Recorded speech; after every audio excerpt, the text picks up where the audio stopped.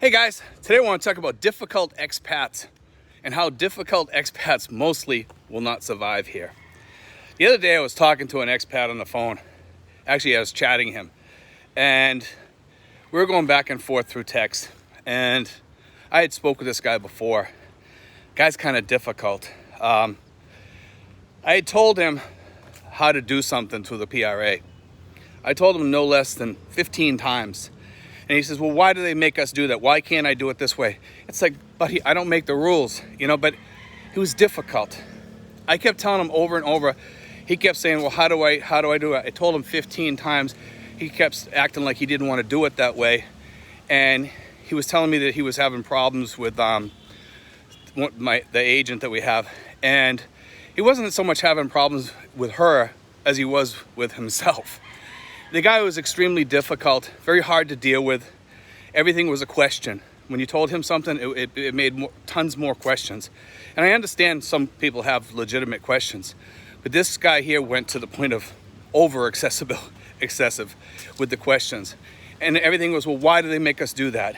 And when myself and Mary Rose are talking to people, we don't have time to answer the whys. It's just the way it is here in the Philippines. And if you can't get past that, you probably won't survive here, and it's probably not the place for you, to be honest with you. And I just want to talk about this a little bit today, because this is something that makes and breaks expats. You have to be resilient. If you're not resilient, you won't survive here. Resiliency is the key. You have to be able to deal with things. When you reach a roadblock, you kind of have to be your own GPS, is the only way to put it. Okay, and if you're not able to get through those roadblocks, you're not going to survive. And not just that, you need the finances, the know-how. You have to have the smarts. The smarts is the key. If you're a person that has a lot of difficulty in life back in the States because you can't get through roadblocks, or you run into a lot of roadblocks and you don't know how to get to them, Philippines is not the place. It's definitely not the place. And I'm on here to kind of tell you guys now, because there's a lot of people that I'm talking to lately, and when I talk to them, I kind of can tell that they're not the type that's built for the Philippines. And some of yous are. Most of the people that I do talk to are really good people that are smart. They got a good head on their shoulders. They can do it. They can push through this stuff. But if you don't have patience in the Philippines, man, you ain't gonna survive. You're not gonna survive here. It's just not made for you.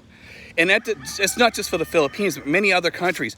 Third world countries, when I was in Belize, when I was here in the Philippines, and also in Mexico and other countries, there's a lot of crap you got to put up with when you're doing things, especially when dealing with the government, with dealing with the Bureau of Immigration.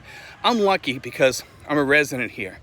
Once a year, I gotta put in for my resident ID, and that's it, through the PRA, through the SRRV program. It's really easy for me to do something like that. It's exceptionally easy. I pay somebody to get me my card. They get it. Boom, I get my card, through courier. And it comes, and I'm all done for another year. Actually, I'm grandfathered in for 3 years because I was lucky and caught it. So I don't have to worry about my card for 3 years now. And that's really, really good. But a lot of people, especially the ones that are coming over here as tourists, a lot of these people, they have to realize you're gonna have problems here. You're gonna have weird things happen to you here, because sometimes I've heard, when John Wales was alive, one of the things he told me was he got stopped and somebody was asking him for information, asked if they could take his picture and stuff, which I thought was kind of strange. And I remember him talking to me about that, and I found that a bit strange myself. Now, does that happen often? No, it's not a thing that happens often, but it does happen in some provinces. I'm not sure which ones, but it does happen. But it's not a thing that's likely to happen to you in the Philippines. And you got to kind of go with the flow with that and just say, hey, listen, I don't know who you are. I'll go down to the police station with you. And if you guys want to explain it to me down there, then we'll do it down there. But you kind of have to be careful when you're dealing with people like that. Because if you blow up at the wrong person, man, you're going to get blacklisted. And a lot of people, when they come over here, I notice they're older. They don't put up with that stuff as much as they get older. You know what I'm talking about. You run into those older people. They're kind of grumpy. They have like a nasty disposition. We get a few of those over here. and they blow up on people. And that's not the way to be in the Philippines, man. You got to kind of be friendly even with people that you run into here that you might not like or you're having an issue with. When you're going through Bureau of Customs or immigration or whatever, you need to be friendly with these people at all times. And if you can't hold your temper from these people, you're not going to make it here because you're going to get blacklisted and kicked out. And those are the people I'm kind of trying to talk to here, that you have two opportunities.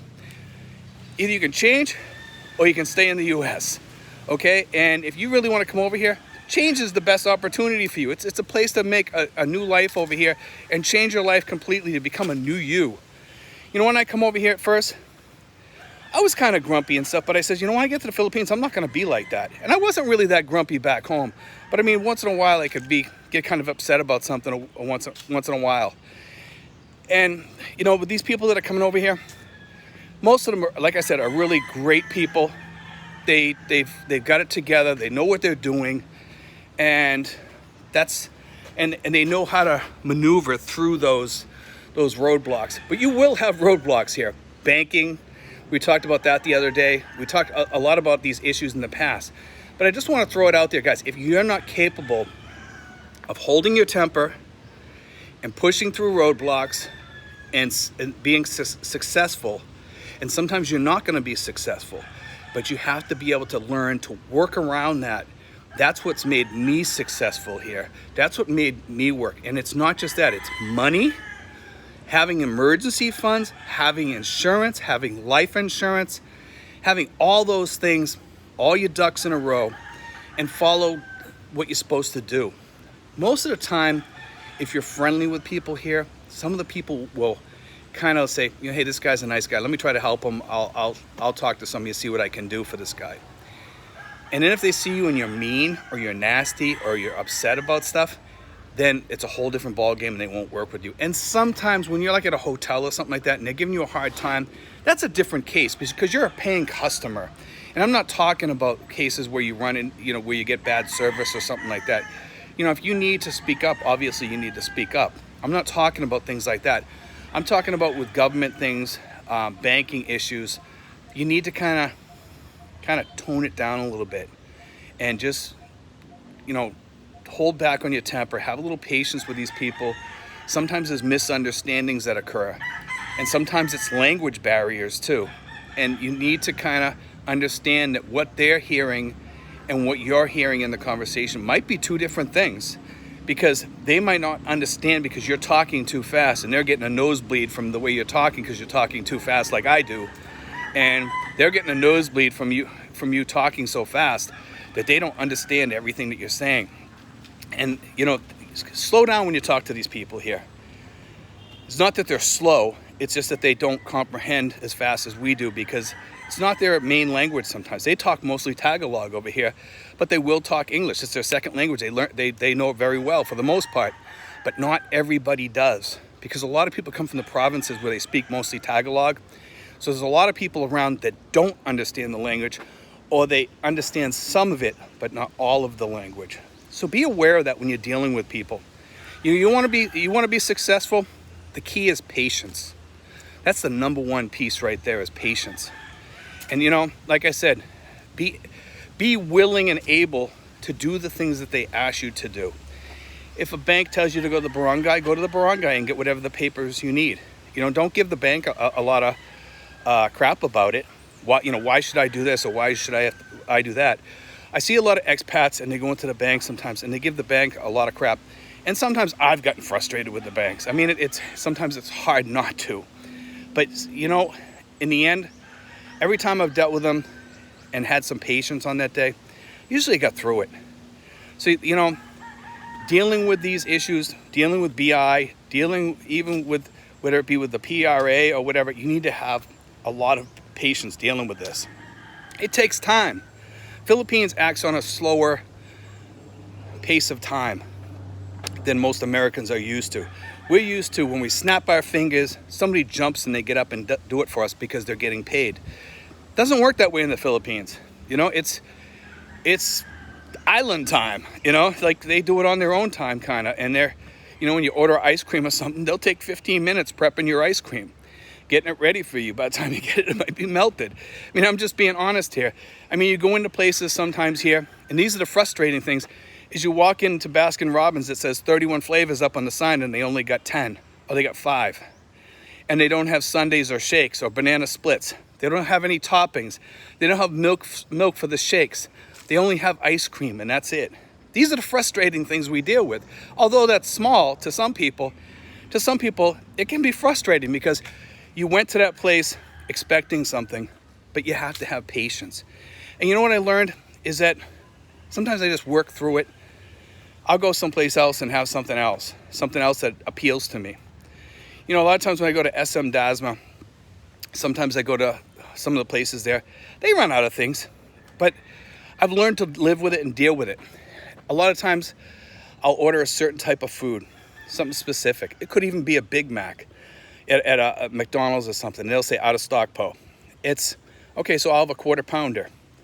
So they'll give me the quarter pounder. You know, is it a big deal? No. You're still getting a burger. Still fills you up. I mean, I understand sometimes people get frustrated on things like when you order something. Sometimes when you order stuff here. When you order stuff here, they'll tell you it'll be done in a week. Half the time it won't be in some places. Not all places. I'm not going to speak for every place out there. Because sometimes they're overly busy. They're backed up and they don't want to put in the overtime. You know, it's their business, but you have to kind of live with it. And sometimes it's worth the wait because of the deals that you get. And I know as Americans, like I said, we want to try to have everything like that. Get used to it not being like that because it's not going to be like that. Anyway, guys, I want to throw that out there. I want to kind of get you guys used to what to expect here. It's what to really, truly expect here. It's not going to be perfection over here by any means. You know, it's not going to be.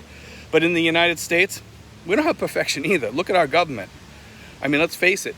The government and the country is kind of falling apart, both up in Canada and the United States, unfortunately. It's just par for the course kind of now.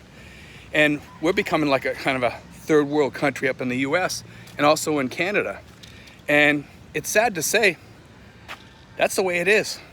I think the United States isn't going to be any different than any other country out there pretty soon. Will we have a fighting force and a military to beat other countries back when we have issues? Yeah, we might, but we're going to have a government that's going to be out of control and run by a bunch of morons pretty much. Same way with Canada. We don't have anybody that's really worthy of running the country anymore. People, they don't have the morals and the same glue that held us together when we were younger. We had good politicians for the most part. They weren't the greatest, but we had decent politicians that could kind of hold the country together and knew what they were doing. Today, we don't have many of those left. There's just not many out there. Anyway, guys, God bless. Take care. I hope you enjoyed today's show.